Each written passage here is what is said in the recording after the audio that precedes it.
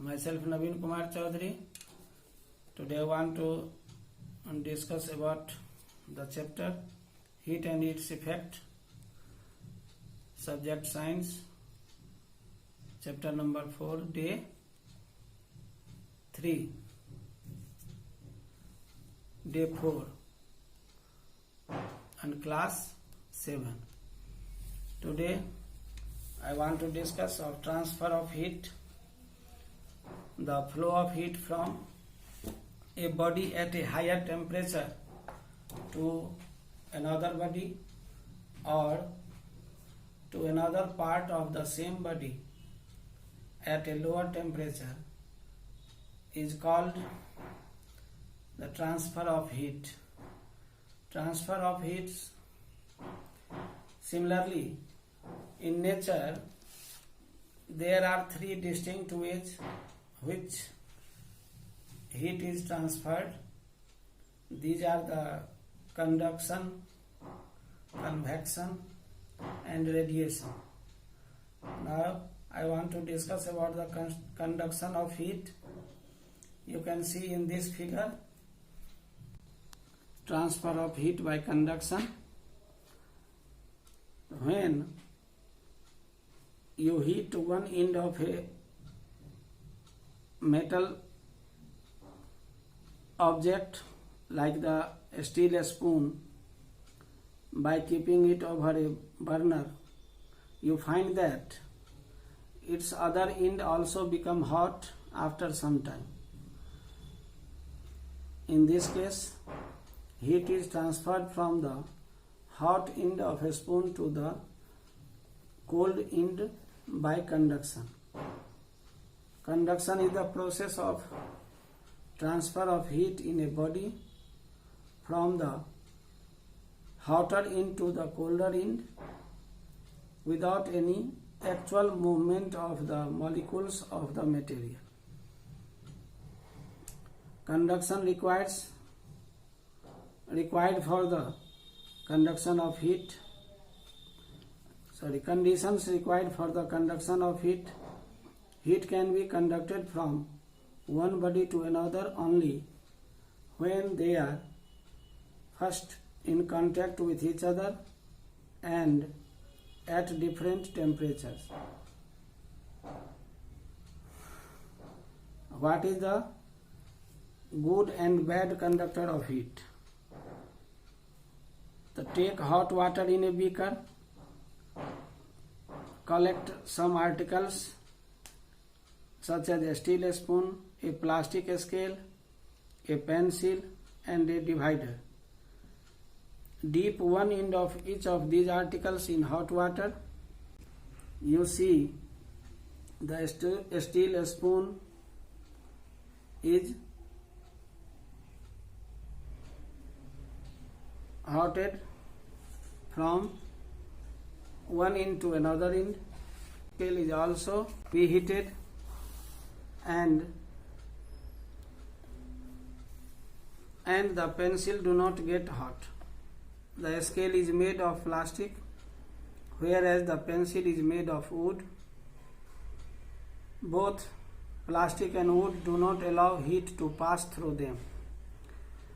The material that is called the insulator. The materials which allow heat to pass through them quickly are called the good conductor of heat, and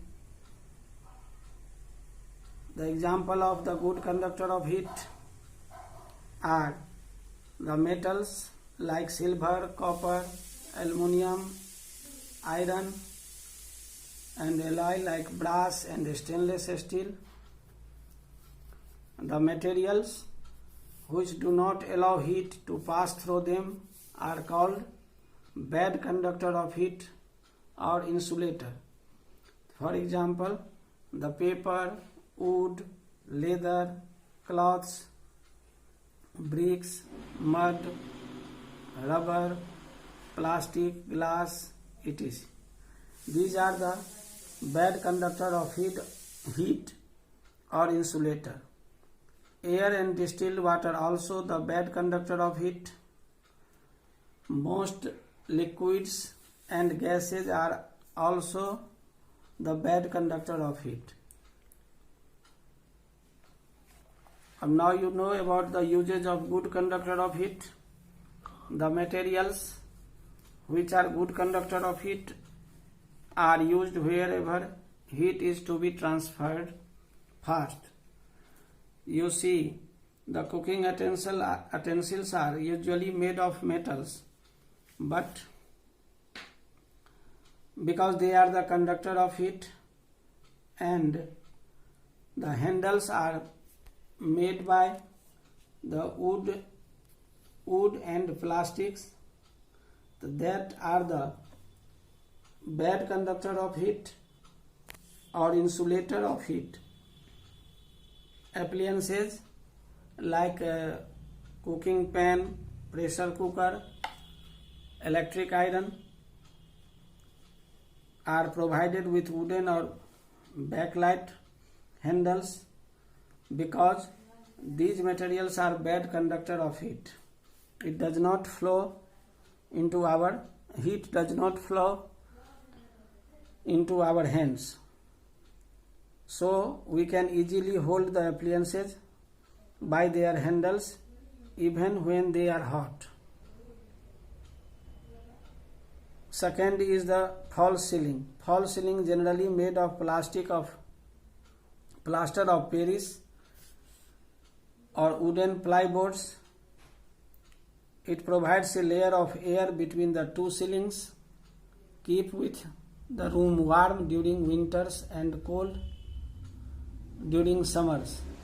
The air in between the two ceilings is a bad conductor of heat, and it prevents the transmission of heat from either side. Third is the woolen garments. In winters, we use woolen garments. Wool is also a bad conductor of heat. The air gets trapped in between the wool fibers. Because air is also a bad conductor of heat, both air and wool prevents the flow of heat from your body to the cool surroundings. Number 4 is the igloos. Eskimos make double-walled house called igloos using block of ice. Air enclosed in between the double walls prevent the transmission of heat generated with the igloo, and hence it keeps them warm. Number 5 is the double walls. The double walls and doors of a refrigerator have 2 layers with an insulating material of the middle. Number 6 is the gunny bags. Slabs of ice are covered with gunny bags.